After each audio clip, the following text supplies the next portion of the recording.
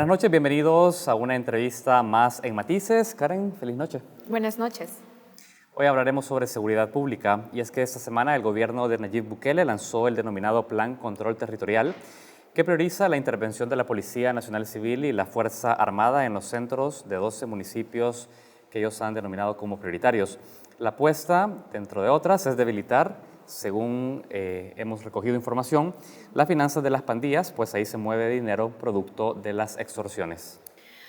Cuando se anunció este plan, también se han anunciado otras medidas, Saúl, que creemos vale la pena tener en cuenta. Casa Presidencial ha anunciado, por ejemplo, la depuración de los custodios y el bloqueo de señales de celular en los centros penales. También ha anunciado que se va a solicitar a la Asamblea Legislativa un refuerzo presupuestario de $15 millones para la cartera de seguridad. Así es. El gobierno también ha destacado como un logro más de 1.400 capturas en 15 días de gestión y la entrega de beneficios y equipos para policías y soldados. Nuestra invitada de esta noche, Karen, ha expresado su preocupación porque considera que la política de Bukele se asemeja a la de administraciones anteriores, medidas poco novedosas y que no han demostrado reducir la inseguridad. Y bueno, con este contexto nosotros damos la bienvenida a nuestra invitada Janet Aguilar. Es investigadora especializada en temas de seguridad y violencia y además autora de un informe que nos va a ser muy útil para comentar las medidas anunciadas en los últimos días. Ese informe se titula Las políticas de seguridad pública en El Salvador 2003-2018. Janet, bienvenida. Muchísimas gracias, Saúl y Karen. Como siempre, un gran gusto estar en este espacio. Janet, iniciamos la entrevista. Antes es importante dejar claro, Karen, que desde Focus hemos invitado al ministro de Justicia y Seguridad Pública como al director de centros penales a esta entrevista. No hemos recibido a la fecha confirmación, pero es importante conocer y que se justifiquen decisiones que ya se están tomando en la gestión, Janet. Usted ha señalado que a juzgar por las acciones que hasta hoy conocemos, el cambio de paradigma que se anunció en la campaña electoral podría ser una falsa promesa. Y nos gustaría que entremos a esa conclusión. ¿Por qué lo considera así? Sí. Bueno, al menos a juzgar por la información que se tiene y que ha estado disponible al público en términos de los planes de seguridad del gobierno y al menos los que conocemos hasta hoy día, esto no parece responder a una política criminal integral, a una política pública con una visión estratégica, que fue algo también que se prometió en la campaña, ¿verdad? Precisamente un cambio de paradigma respecto a los enfoques que habían predominado en los últimos 20 años para el abordaje de la seguridad, sino más bien se advierte un continuismo en términos de recurrir a la inercia de acciones represivas que incluso no parecen ni responder a un plan, al menos puestos tal como están en los medios comunicacionales de Casa Presidencial, parecen acciones que podrían responder a una cierta lógica, pero que no corresponden, digamos, a una visión programática de un plan. En todo caso, un plan es la expresión operativa o estratégica de una política pública, ¿no? No hay política de seguridad, entonces pareciera ser que, bueno, salieron con estas acciones probablemente en respuesta a la presión popular en términos de la demanda de la población para ver acciones concretas en materia de seguridad. Quisiera que pudiéramos explicarle mejor a la gente que nos está viendo en este momento por qué usted no identifica ninguna novedad y por el contrario, como lo ha señalado en un reciente artículo de opinión, señala que estas medidas se asemejan a los planes mano dura de Francisco Flores y super mano dura de Antonio Saca y a las medidas extraordinarias de Salvador Sánchez Serén. ¿Podría usted ejemplificar o detallar mucho mejor por qué está identificando continuidad en estos planes, en las medidas que está implementando el gobierno de Bukele? Bueno, primero yo creo que hay un tema de fondo que tiene que ver con la concepción, ¿no? Parece ser que sigue predominando esta concepción de reducir el problema de seguridad a un problema de índole penal y por lo tanto se requiere la intervención de la policía y del sistema judicial. Pero más aún es bastante claro que el tema de seguridad se sigue reduciendo a un problema de pandillas, ¿verdad? Cuando sabemos que en El Salvador el tema de crimen y violencia, que no es nuevo, más bien es la expresión de una serie de, digamos, dimensiones que sí involucra la presencia de pandillas, pero que sin duda requiere la atención de otro tipo de manifestaciones como el crimen organizado, la trata de personas, el tema incluso de la violencia social, que sigue estando a la base de muchos de estos problemas de criminalidad.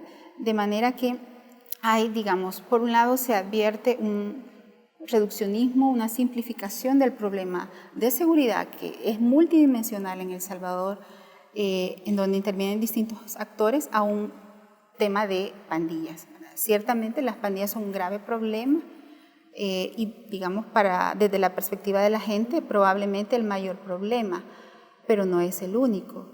Sin embargo, vemos nuevamente esa tendencia a reducir nuevamente la neblina cognitiva, es decir, aquí no parece haber un diagnóstico previo. Lo que esperaríamos es que haya una evaluación primero del estado del arte, del estado de la situación, de cómo se encuentran los territorios. Incluso la dinámica criminal ha venido variando de manera muy acelerada en los últimos años, digamos. La situación que teníamos hace 3 años ya no la tenemos hoy día. Esto pasa por hacer un diagnóstico previo, identificar los problemas, los factores de riesgo y en función de ello incluso hacer intervenciones que no necesariamente van a estar estandarizadas. Por ejemplo, intervenir el tema de extorsión en San Miguel no necesariamente va a requerir las mismas acciones que puede requerir el municipio de Mexicanos, porque los entornos, las dinámicas, las redes varían. Entonces, persiste, digamos, esta neblina cognitiva, es decir, no se parte de información, de evidencia empírica, sino más bien me parece a mí que se está de nuevo cayendo en la inercia de responder con medidas reactivas, inmediatistas, efectivistas, que más bien buscan un impacto en la opinión pública más que atender de fondo los factores de riesgo asociados a la criminalidad. Ahora, en este contexto, lo que hemos tenido en esta semana es mucha comunicación desde Casa Presidencial, destacando el control territorial, los esfuerzos por recuperar, según la presidencia, el control territorial a través de la intervención de la Policía Nacional Civil y la Fuerza Armada. Hablemos específicamente de estas acciones, Janet, las acciones de control territorial. En 2003, en el año en el que se implementa el Plan Mano Dura, la tasa de homicidios era de 36 por cada 100,000 habitantes. A pesar de que está comprobado que este tipo de políticas y de intervenciones lo que hicieron fue en realidad duplicar los asesinatos, ahora en 2019 tenemos una tasa de homicidios que ronda entre 50 y 60 asesinatos por cada 100,000 habitantes. Habrá quienes digan que este nuevo contexto de alza de homicidios justifica ese tipo de intervención con la policía y la Fuerza Armada para recuperar el control de los territorios. Sí, yo creo que también, de nuevo, ¿verdad? Hay que situarse en términos de los enfoques de donde parten. Claramente aquí se parte de un enfoque de seguridad, un enfoque policíaco, básicamente, digamos, que privilegia nuevamente medidas reactivas y fundamentalmente represivas. Estamos hablando de operativos de concentración de fuerza, principalmente militares, ¿verdad? Al ver la distribución, hay incluso más militares que policías que aparentemente recuperan el territorio. Esto se ha venido haciendo precisamente de la mano dura, en donde se priorizaron municipios y gradualmente se fue ampliando los grupos de tarea antipandilla, en su momento con Flores y posteriormente con Antonio Saca. Posteriormente también se continuó bajo este mismo esquema, con otro nombre, durante la administración de Funes y más recientemente con Sánchez Serén. Lo que vemos es que al final, digamos, estos operativos pueden tener un efecto disuasivo de corto plazo, porque obviamente no existe capacidad para mantener un número tal de hombres en las comunidades, pero al final esto no resuelve el problema. Lo que ha pasado a lo largo del tiempo, y hay evidencia también empírica de esto, es que cuando se interviene un territorio con medidas unilaterales de concentración de fuerza, la dinámica criminal, los grupos criminales se trasladan, se desplazan, ¿verdad? Que es un poco, digamos, este efecto globo del que se habla en la literatura. Usted interviene de manera unilateral y lo que hace es desplazar el crimen a otros municipios, a otras regiones, que es lo que ha venido pasando en los últimos años. Sin embargo, Janet, personas vinculadas al gobierno podrían objetarle que está haciendo una lectura muy prematura respecto a los impactos de esa intervención, porque el mismo presidente señaló en su primer Consejo de Ministros que la iniciativa en seguridad pública iba a ser integrada y que no solo iba a partir del Ministerio de Seguridad, sino que la política social, algo que por supuesto hemos venido escuchando al transcurso del tiempo. En los otros gobiernos también se ha señalado, pero ¿cómo responde usted también al hecho que son los primeros días de la gestión, su primera intervención visible en seguridad es esta, pero ha prometido una intervención integral en el territorio? Bueno, en realidad la prometió inicialmente durante la campaña y esta intervención más bien en términos de acciones concretas se ha venido desdibujando. Más bien hay cada vez menos en el discurso, si lo analizamos en los últimos días, presencia de enfoques integrales y preventivos.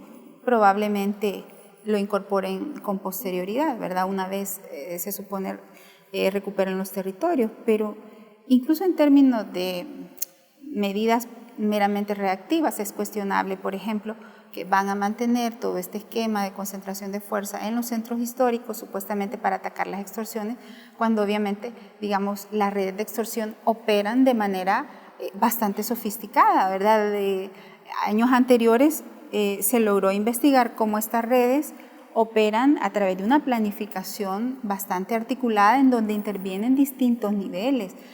Augusto Coto en algún momento, por ejemplo, hablaba, cuando estaba en el área de investigación criminal, de redes de más de 100 personas, incluso con vínculos internacionales. Entonces, obviamente, digamos, es bastante burdo señalar o prometer que se va a reducir la extorsión o se va a controlar colocando grupos de tarea en los centros históricos. Sin duda va a tener un efecto disuasivo en términos de algunas transacciones, ¿verdad?, delitos de poca monta, pero no en el tema de extorsión. Esto pasa también por una estrategia de inteligencia, por una estrategia de investigación que incluso llegue a otros niveles como el sistema financiero. Los montos que se mueven a nivel de extorsión, que no solo es atribuible a las pandillas, se mueven por el sistema financiero, se mueven por Tigo Money, se mueven por, digamos, otro tipo de herramientas. Eso supone que, digamos, la desarticulación de estas redes requerirá de otro tipo de estrategias y no de estrategias mediáticas reactivas que buscan, desde mi perspectiva, más bien generar un efecto propagandístico y mediático en la opinión pública. Ahora, Janet, ¿habrán ciudadanos en los territorios que vean con buenos ojos y celebren la intervención inmediata y la presencia inmediata de agentes tanto de la Fuerza Armada como de la Policía Nacional Civil? ¿Cómo entonces sostener estos procesos o esas tareas de recuperación del Estado en el tiempo de tal manera que no se genere este efecto globo del que usted hablaba? Se supone una intervención multinivel, es decir, no un plan policial o militar, sino realmente una política integral que incluya acciones, digamos, de prevención social, prevención primaria, prevención secundaria, sin duda, control, ¿verdad?, y aplicación de la ley. El control territorial, en algún momento que abre la intervención de la Policía Nacional Civil, es necesario, pero luego es necesario que se complejice más la intervención. Sí, supone, digamos, la presencia, la recuperación de los territorios pasa porque el Estado recupere presencia, recupere legitimidad, y eso sin duda solo lo va a hacer a través de, por ejemplo, los servicios sociales, ¿verdad? Digamos, hacer llegar a esas comunidades que han estado, sobre todo estas comunidades estigmatizadas, cada vez al margen de los servicios del Estado. Supone articular políticas de atención, por ejemplo, a las víctimas. Hasta ahora el enfoque nuevamente es en los victimarios, pero ¿qué hay de esos miles de víctimas que, bueno, se encuentran en esas comunidades, ¿verdad?, muchas veces capturadas por estas dinámicas criminales y al margen o olvidadas por el Estado? Janet, tenemos que hacer una pausa, pero quisiera que nos respondiera muy brevemente a la siguiente pregunta. Va a ser un desafío, yo sé, de alguna manera sintetizarlo, pero usted ha hecho las críticas respecto a el enfoque que tendría que tener una intervención territorial y estamos identificando que al menos estos gestos no evidencian nada novedoso, nada nuevo. Pero otra de las críticas que se tiene sobre la intervención en territorios y que el gobierno de Sánchez Serén adoleció fue el tema de respeto a derechos humanos en muchas de esas intervenciones.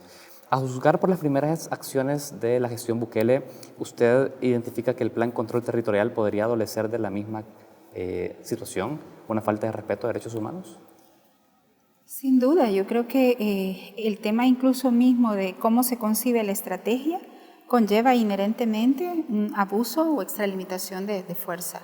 Y eso sin duda se va a reflejar también en un aumento de denuncias o de vulneraciones de derechos en estos territorios, como ha sucedido en los últimos años. En la medida en que hay concentración de fuerza, en que hay operativos de despliegue, en esa medida, digamos, ha crecido los señalamientos hacia la policía e incluso en muchos de los casos, sobre todo en el periodo de Sánchez Serén, ejecuciones extralegales que se ejecutaron durante estos operativos ejecutados por las fuerzas élites de la policía y el ejército, y estos casos están bastante documentados, con lo cual el riesgo es bastante alto en un contexto en donde también el mensaje, me parece a mí, es limpiar territorios. Estamos conversando esta noche con Janet Aguilar. Janet es investigadora especializada en temas de seguridad y violencia. Nosotros hacemos una pausa y ya regresamos con más.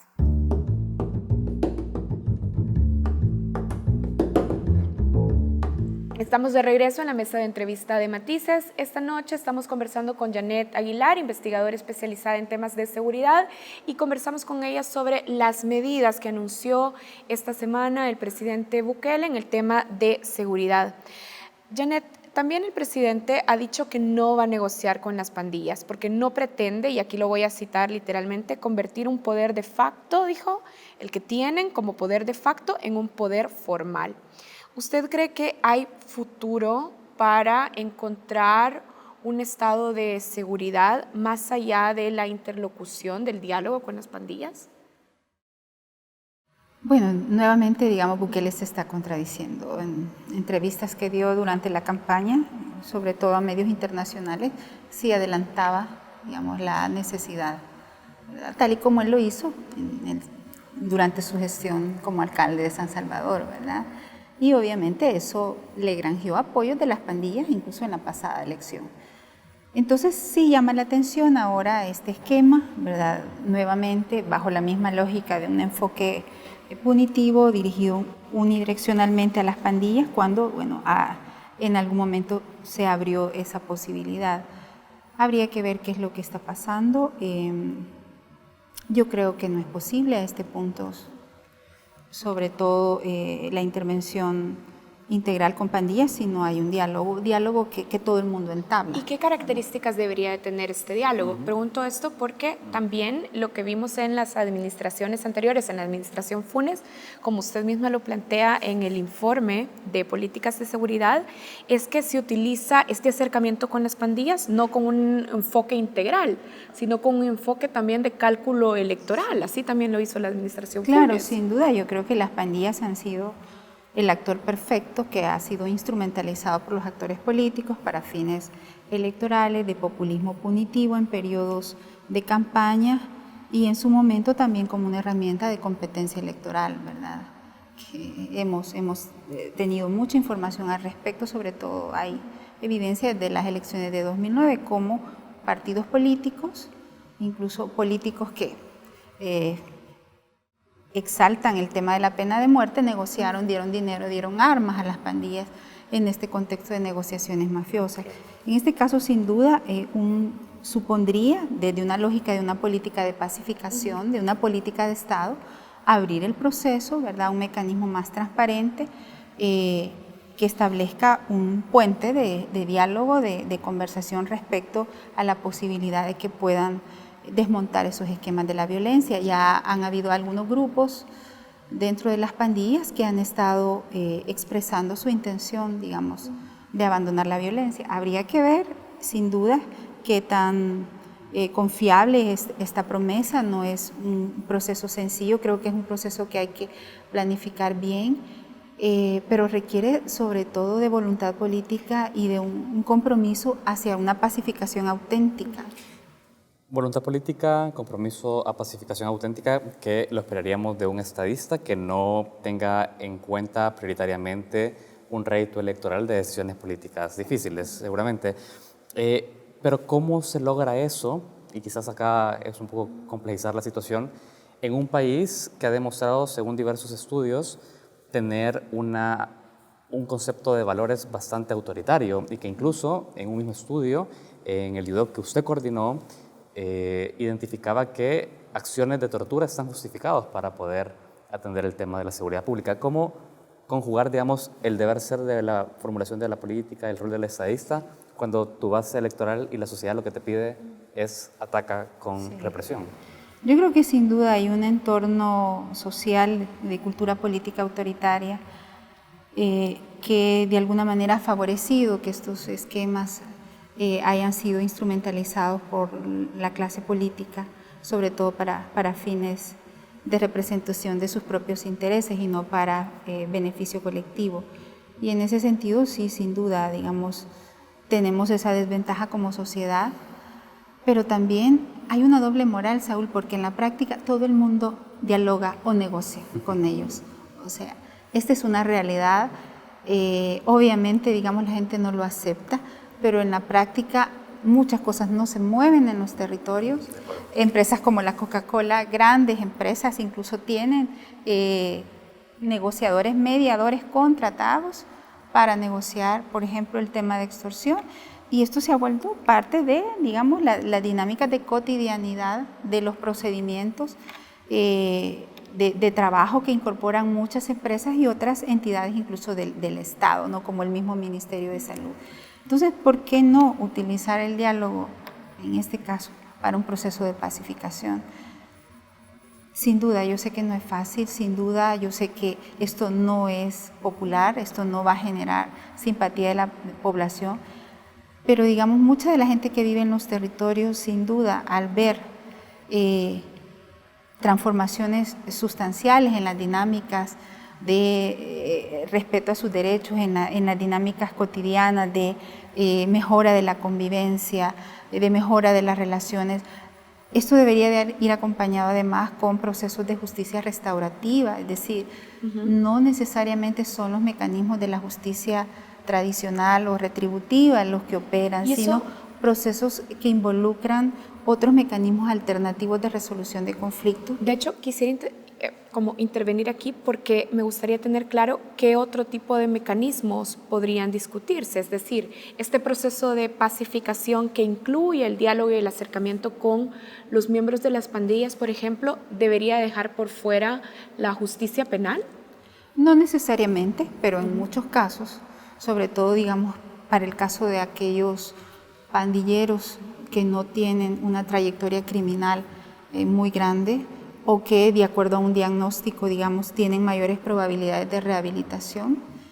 Yo creo que se pueden ofrecer alternativas y esto se ha hecho ya, por ejemplo, en ciudades como Los Ángeles, hay algunas experiencias interesantes. En su momento también en Barcelona hubo un proceso de negociación, de legalización de las pandillas, sobre todo los grupos de Latin King y Nietas, que conllevó, digamos, a un compromiso también en ese momento del gobierno de Cataluña para facilitar espacios de incorporación a la vida civil de estos grupos y el desmontaje de la violencia. Janet, ¿la Fuerza Armada debería devolver a los regimientos militares? Pues, como yo lo he dicho ya antes, esta no es ninguna nueva idea. O sea, estamos de nuevo utilizando los paradigmas del siglo XIX, pero además, si nos situamos en los últimos 27 años de posconflicto, hemos tenido a la FAES acompañando tareas de seguridad desde el año 93. ¿Para qué ha servido esto? En términos de resultados concretos, ¿esto ha reducido la criminalidad? ¿Esto ha mejorado incluso el sentimiento de inseguridad? Pues no, ¿verdad? La evidencia empírica dice que la participación de la Fuerza Armada no solo no ha reducido los índices criminales, sino que ha desprofesionalizado tanto a la policía como a la misma Fuerza Armada. Se genera una confusión de competencias, atribuciones. Esto ha conllevado también a que se incrementen los abusos y las vulneraciones a los derechos humanos y lo tenemos claramente documentado con la administración de Funes, ¿verdad? Y el aumento de efectivos militares en el ámbito de la seguridad, el aumento de denuncias de violaciones a los derechos humanos contra la Fuerza Armada fue concomitante, o sea, en la medida en que se fue aumentando el dispositivo militar, en esa medida se incrementaron muchas de las denuncias. Entonces también se compromete la imagen de una institución que mal que bien ha tenido, digamos, una imagen favorable dentro de la sociedad salvadoreña.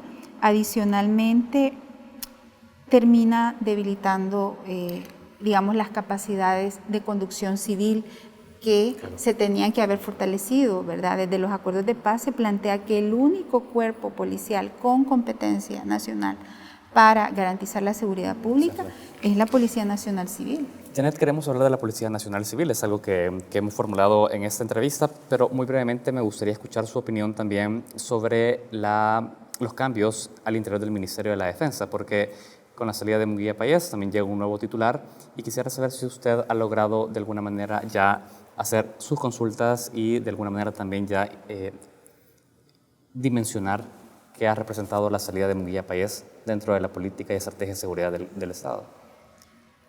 Realmente, digamos, no tengo tanta información de la negociación que se pudo haber dado para la salida de Munguía Payés. A mí particularmente me alegra muchísimo que se le haya separado del cargo.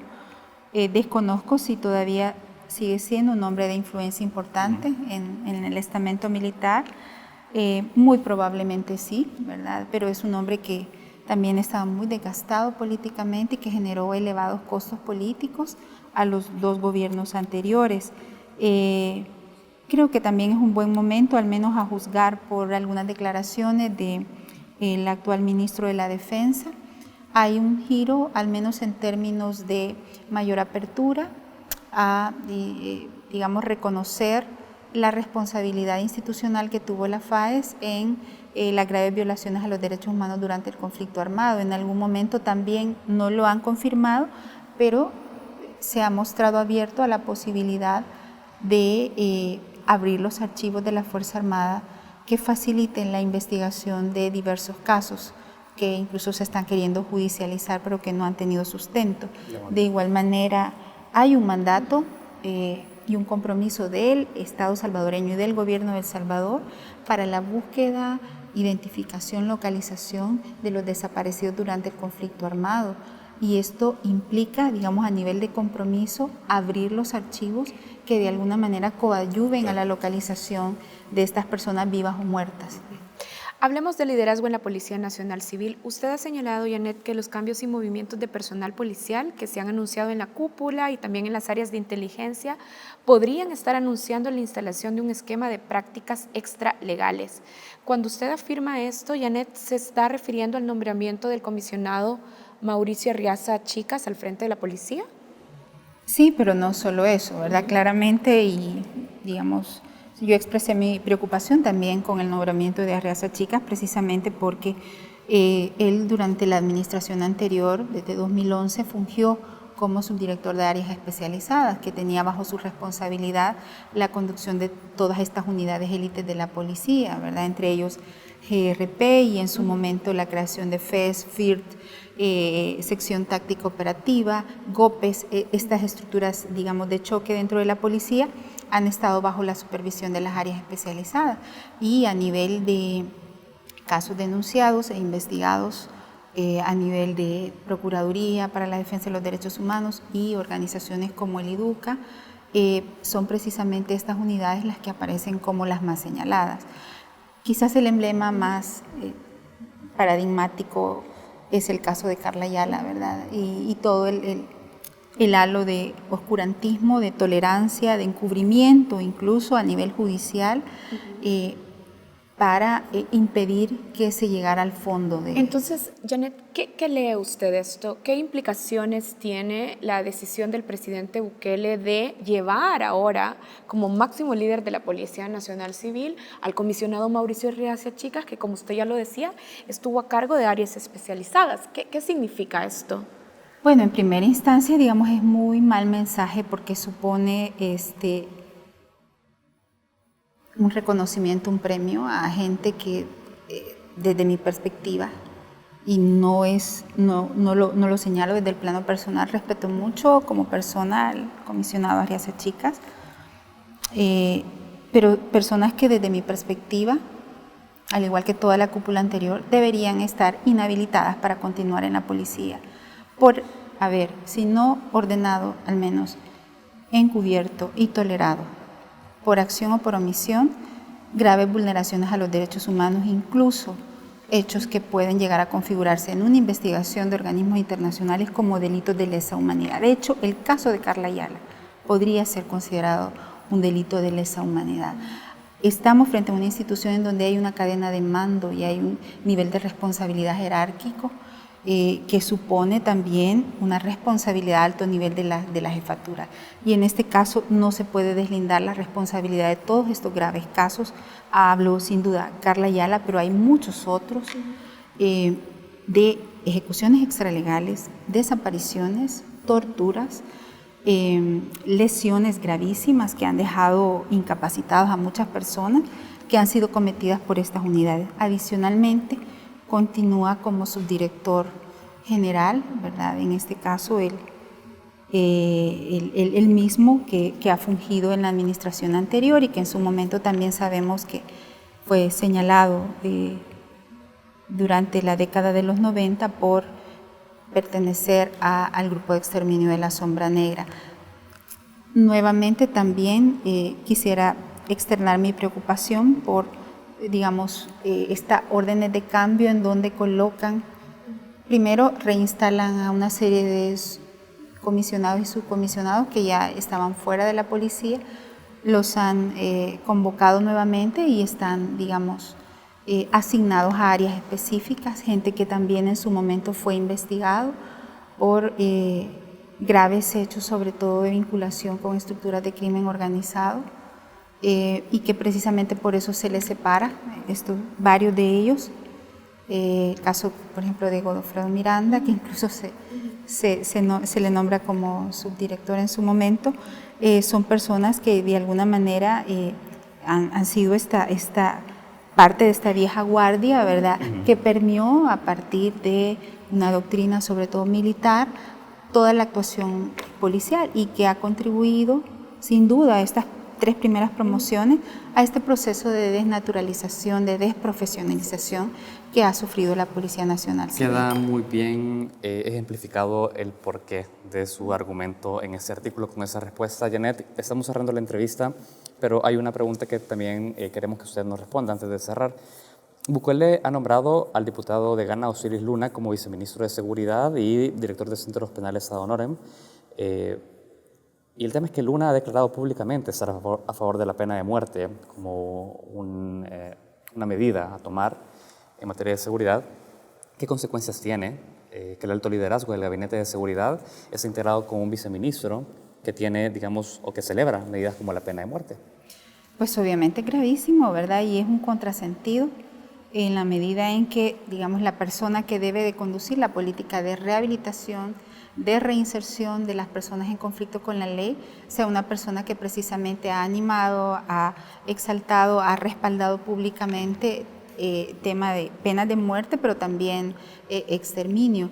Y en esa línea yo planteo también en el artículo la preocupación, si vemos la, digamos, colocación de ciertas personas en ciertas áreas, y ahí es importante seguirle la pista qué está pasando en el organismo de inteligencia del Estado, quienes están conduciendo ahora esta institución que está al servicio del Ejecutivo, que depende directamente del Ejecutivo, y cómo se podría estar también configurando un esquema que inició en la administración anterior, pero que ahora se podría institucionalizar de prácticas extralegales. Creo que eso sería muy, muy grave para el país y en alguna medida insostenible en términos de ser el detonante de mayores niveles de criminalidad de los que hoy tenemos. Janet Aguilar, queremos agradecerle su tiempo en Focus, este análisis tan pormenorizado y poder contar con alguien que ha estudiado de fondo también el impacto de las políticas de seguridad. Muchas gracias por acompañarnos. Un gusto, como siempre, estar con ustedes. Muchísimas gracias, Janet. Nosotros hacemos una pausa, ya regresamos con más contenidos en Focus.